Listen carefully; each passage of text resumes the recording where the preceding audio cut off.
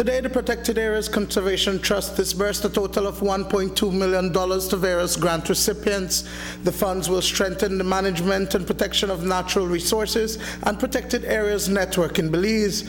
Minister of State in the Ministry of Agriculture was the keynote speaker at the ceremony held at the Biltmore Plaza. Just like at any funding institution, you have to look at the project and you have to look at the relevance, how it relates, how it will strengthen, how the conservation recommendations will be used, And you have a key list of priorities for Belize, for our conservation. I've actually received funding from PACT for 2 projects, for my master's research on Jabiru storks and for my doctoral research on jaguars.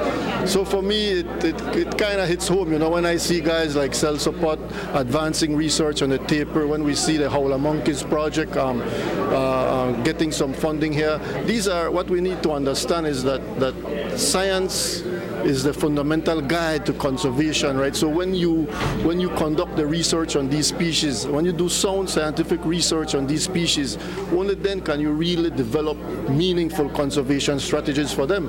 And when you develop these strategies, you end up simultaneously protecting a host of sympatric flora, fauna. There were small, medium, and large grants issued to 6 entities.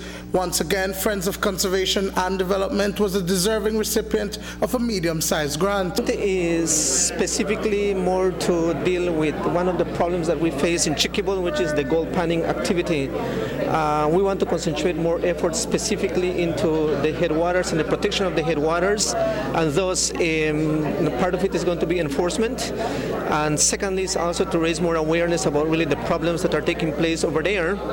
And thirdly is to do also a level of research to understand really more the situation in terms of the gold panning activity occurring on the main headwaters of the Chiquibul. We established the first baseline to understand more about the problems of gold panning and what it really means to the environment. And what we have realized is that the amount of garbage and even fecal matter that is already taking place and occurring in the headwaters is really a problem.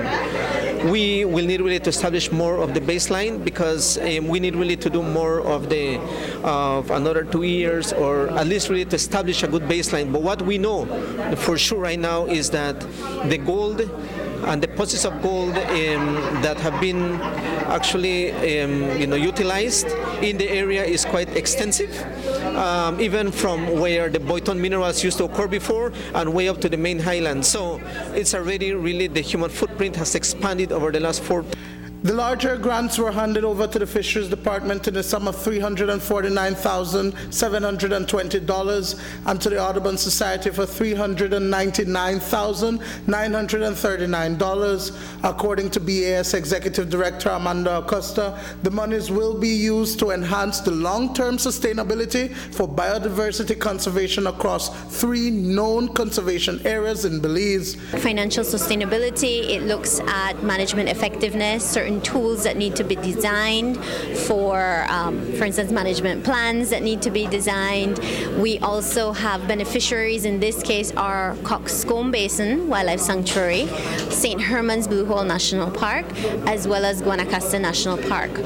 In the project, we're also going to be working with the communities that buffer these protected areas. So we have at the lower level through the education program, and perhaps lower level, but at the education level, we'll be dealing with children in the buffering communities, doing education and outreach, talking about the importance of protected areas.